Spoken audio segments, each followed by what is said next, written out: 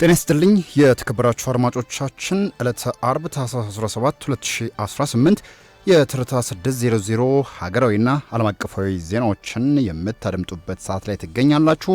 እንዲሁም በዕለቱ የትርታ 600 የቢዝነስ መረጃዎችና ስፖርታዊ ጉዳዮችን እናስመለክታችኋለን።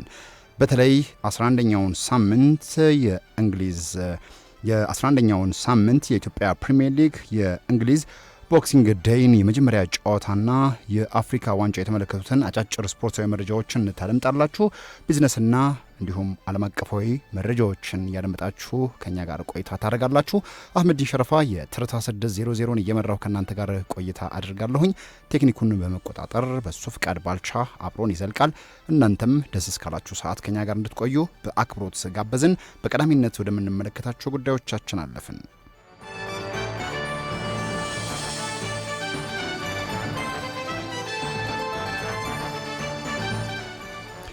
በቅድሚያም ሀገራዊና ዓለም አቀፋዊ ጉዳዮች። መረጃ የሚከለክሉ ኃላፊዎች በግለሰብ ደረጃ ጥያቄ የሚያደርግ ረቂቅ አዋጅ ተዘጋጀ። መረጃ የሚከለክሉ የመንግስት የሥራ ኃላፊዎች በተቋም ደረጃ ሳይሆን በግለሰብ ደረጃ በሕግ ጥያቄ እንዲሆኑ የሚያስገድድ አዲስ የረቂቅ አዋጅ መዘጋጀቱ ነው የተገለጸው። የኢትዮጵያ መገናኛ ብዙሃን ምክር ቤት አዲሱን የመረጃ ነጻነት ረቂቅ ሕግ አስመልክቶ በትናንትናው ዕለት የውይይት መድረክ አካሂዷል። የኢትዮጵያ ሕዝብ እንባ ጠባቂ ተቋም ያደረገው ጥናት እንደሚያሳየው ቀድሞ በነበረው አዋጅ ላይ የነበረው የስልጣን ውስንነት የመረጃ ነጻነት አፈጻጸም ደካማ እንዲሆን አድርጎታል ነው ያለው። ይህንን ክፍተት ለመሙላት የመገናኛ ብዙሃን የመረጃ ነጻነት አዋጅ ቁጥር 590/2000 እንዲሻሻል አስፈላጊ ሆኖ መገኘቱም ተገልጿል። በምክክር መድረኩ ላይ የተገኙት የምክር ቤቱ የሥራ አስፈጻሚ አባል ጋዜጠኛ መሰረት አታላይ በአዲሱ ረቂቅ አዋጅ መሰረት መረጃን አልሰጥም የሚሉ ኃላፊዎች በግል የሚጠየቁበት አንቀጽ መካተቱ ለጥያቄነት ትልቅ ፋይዳ እንዳለውም ገልጸዋል። ሆኖም መረጃ ላለመስጠት ምክንያት ሊሆኑ የሚችሉ ቅድመ ሁኔታዎች በረቂቁ ላይ መብዛታቸው ለሕጉ ተግባራዊነት ስጋት ሊሆን እንደሚችልም ተመላክቷል።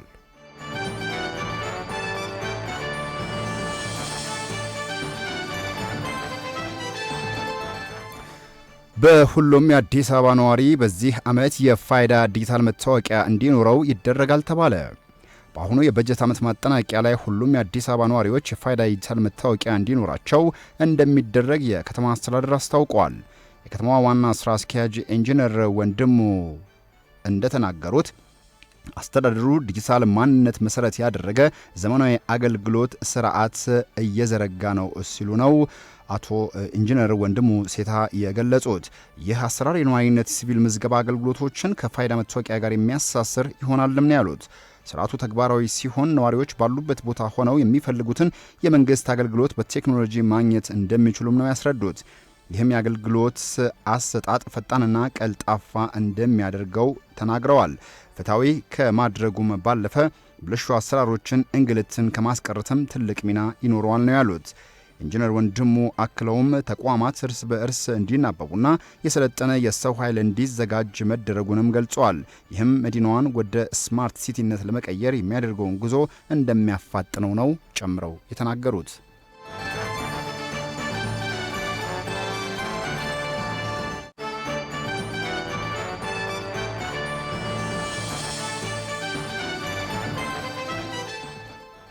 በቀጣይ በሚካሄደው ምርጫ ላይ ሴቶችን በመምረጥም ሆነ በመመረጥ ንቁ ተሳትፎ እንዲያደርጉ የሴቶችና ማህበራዊ ጉዳይ ሚኒስቴር ጥሪ ያቀረበ።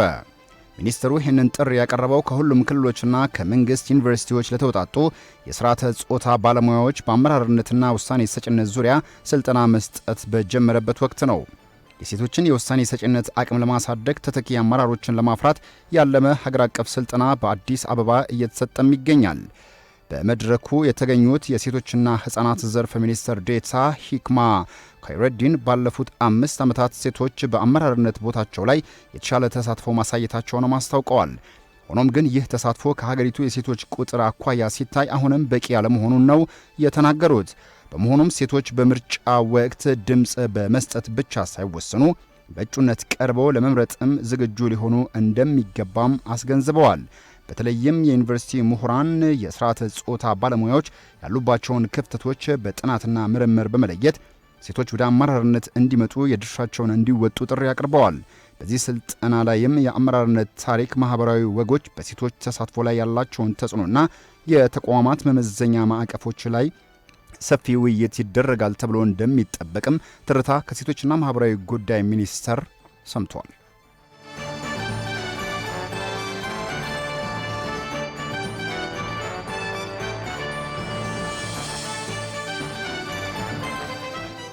ከውጭ ወዳገኘናቸው ዜናዎች አለፍን። ግብጽ በኤርትራና በጅቡቲ የሚገኙ ስትራቴጂካዊ የወደብ ማልማት ስራዎችን ለመስራት መስማማቷን የካይሮ ምንጮችን ጠቅሶ አቡዳቢ የሚገኘው ዘናሽናል ጋዜጣ ነው ያስነበበው።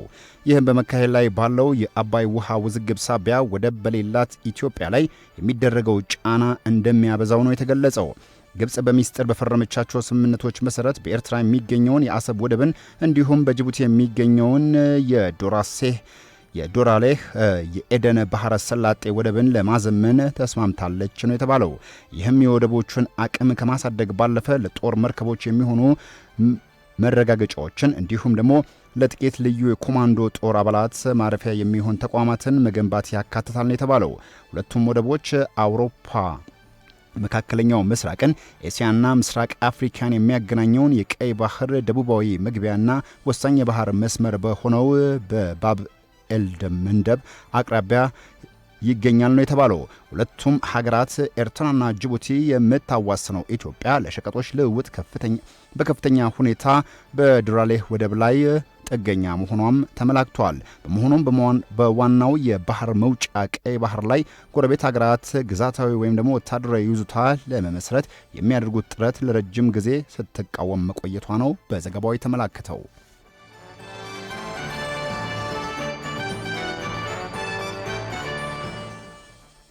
የዩክሬኑ ፕሬዝዳንት አሜሪካ ላበረከተችው የውይይት መድረክ ምስጋና አቀረቡ።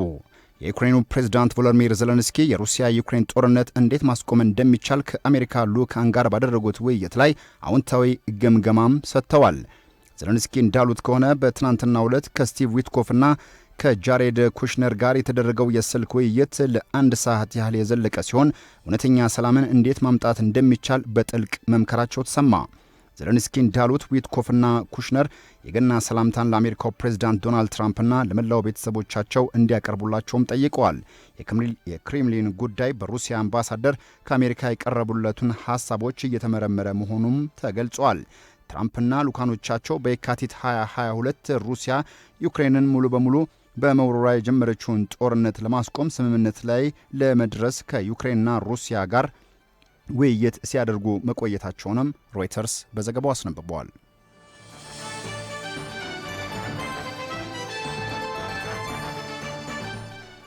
በመጨረሻም ጨረቃ ላይ በ10 ዓመታት ውስጥ የኒኩሌር ኃይል ማመንጫ የመገንባት ዕቅድ እንዳላት ሩሲያ አስታወቀች። የሩሲያ ባለሥልጣናት ወደ ጠፈር በሚደረግ ጉዞ ግንባር ቀደም የነበረው የሩሲያ የህዋ ጉዞ ታሪክ ከቅርብ ዓመታት ወዲህ በአሜሪካና ቻይና ብልጫ እየተወሰደበት እንደሚገኝም ተመላክቷል። አሁን ላይ ይህንን በሚቀይር መልኩ የሩሲያ መንግሥት በፈረንጆቹ 2036 የጨረቃ ኃይል ማመንጫ ለመገንባት ማቀዱን የሩሲያ የኒውክሌር ኩባንያ ሮስታም አስታውቋል። ሩሲያ ተቋሙ የኃይል ማመንጫው የኒውክሌር ማብለያ እንደሆነ ባይገልጽም ሮስታም እና የሩሲያ ግንባር ቀደም የኒውክሌር ምርምር ተቋም በፕሮጀክቱ ላይ እንደሚሳተፉም ተገልጿል። የኃይል ማመንጫው ዋነኛ ዓላማ ሩሲያ በጨረቃ ላይ ለሚከናወን የአሰሳ ቅኝትና የሩሲያ ቻይና ዓለም አቀፍ የጨረቃ ምርምር ጣቢያ መሠረተ ልማት ፕሮግራሞች ኃይል ማቅረብ እንደሆነም ተመላክቷል። ፕሮጀክቱ ቋሚ የሆነው ለረጅም ጊዜ ተልእኮዎችን የሚያገለግል ሳይንሳዊ የጨረቃ ጣቢያ ለመፍጠር ወሳኝ እርምጃ እንደሆነም ተመላክቷል። የሮስታም ኃላፊ ዲሚትሪ ባኮኖቭ ከወራት በፊት ኮርፖሬሽኑ ዓላማዎቹን መካከል በጨረቃ ላይ የኒኩሌር ኃይል ማመንጫ መገንባትና የምድር እህት በመባል የምትታወቀውን ፕላኔት ቬነስን ማሰስ እንደሆነም ተናግረዋል ሲል የዘገበው ሮይተርስ ነው።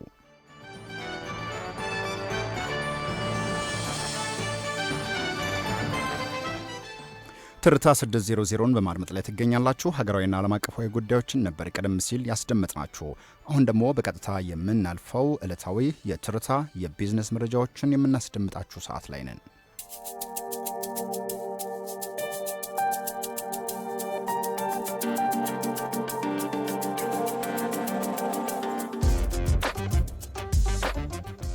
በቀዳሚነት ወደምንመለከተው የቢዝነስ መረጃ ስናልፍ ታላቁ የኢትዮጵያ ህዳሴ ግድብ የውጭ ምንዛሬ ግኝትን ከማሳደግ ባለፈ ቀጠናውን በኃይል ለማስተሳሰር በሚደረገው ጥረት ጉልህ ሚና እየተጫወተ መሆኑን የኢትዮጵያ ኤሌክትሪክ ኃይል ዋና ስራ አስፈጻሚ ኢንጂነር አሸብር ባልቻ ነው የገለጹት። ዋና ስራ አስፈጻሚው እንደገለጹት የህዳሴ ግድብ ለቀጠናዊ ኃይል ትስስርና ለኢኮኖሚ ግንባታ ባለው ፋይዳ ላይ ትኩረት ያደረገ ለውይይት መነሻ የሚሆን ጽሑፍም አቅርበዋል። ኢንጂነር አሸብር እንዳሉት ከሆነ ታላቁ የኢትዮጵያ ህዳሴ ግድብ በኢትዮጵያ የኃይል አቅርቦት በእጥፍ እንዲጨምርም አስችሏል ነው ያሉት። የኢትዮጵያ ኃይልን የማምረት አቅም ከ5000 ሜጋዋት ያልበለጠ ነበር ያሉት ዋና ስራ አስፈጻሚው የህዳሴ ግድብ ኃይል ማመንጨት በመጀመሩ ሀገራዊ ኃይል የማመንጨት አቅም ወደ 10000 ሜጋዋት ኃይል ከፍ ማለቱንም ተናግረዋል። ኢትዮጵያ ለኬንያ፣ ጅቡቲ፣ ሱዳን በከፊል ለታንዛኒያ ኃይል እያቀረበች መሆኑን አስታውሰው ወደ ውጭ ከሚላከው 51 በመቶ የሚሆነው ኃይል የሚሸፈነው ከህዳሴ ግድብ የሚመነጨው ኃይል መሆኑን አስረድተዋል ሲል የዘገበው የኢትዮጵያ ፕሬስ ድርጅት ነው።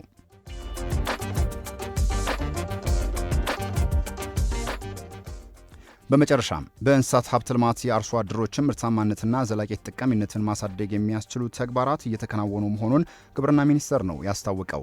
እንደ ኢዜአ ዘገባ ከሆነ ምርታማነታቸውና ውጤታማነታቸው የተረጋገጠ የተሻሻሉ የላም ዝርያዎች በምስራቅ ሸዋ ዞን ለሚገኙ አርሶ አደሮች መተላለፋቸውም ተመላክቷል።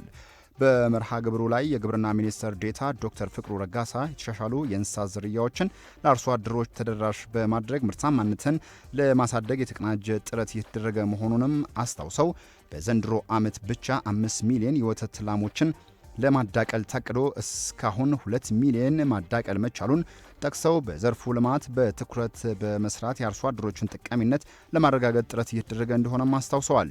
የእንስሳት ሀብት ምርታማነትን ከማሳደግ አንጻር በዶሮና አሳ ልማት እንዲሁም የንብ ማነብ ዘርፎች ላይ ተመሳሳይ ትኩረት ተደርጎ እየተሰራ መሆኑንም ጨምረው ተናግረዋል።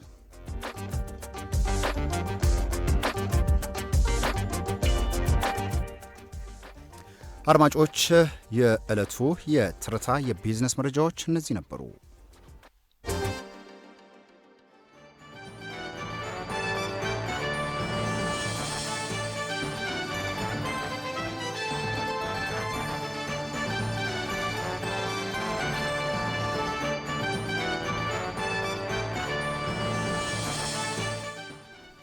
በመከታተል ላይ የምትገኙት ከትርታ 97.6 ኤፍኤም ትርታ 600 ነው እያደመጣችሁ የምትገኙት። ከሀገር ውስጥና ከባህር ማዶ ያዘጋጀናቸው ዜናዎቻችንን አስደምጣችሁ እንዲሁም ዕለታዊ የቢዝነስ መረጃዎችን ነበር ቀደም ሲል የተከታተላችሁት። አሁን በቀጥታ የምናልፈው ወደ ስፖርታዊ መረጃዎቻችን ሲሆን 11ኛው ሳምንት የኢትዮጵያ ፕሪሚየር ሊግ እንዲሁም ደግሞ በእንግሊዝ ተጠባቂ የሆነው ቦክሲንግ ዴይ ምን ይመስላል የሚሉትንና በከፊል ደግሞ የአፍሪካ ዋንጫ አሁናዊ መረጃዎችን በተመለከተ ስፖርታዊ መረጃዎችን ሊያደርሰን ባልደረባችን አበበ ተገኝ እዚህ ስቱዲዮ ይገኛል። እባክህ መቀጠል ትችላለህ።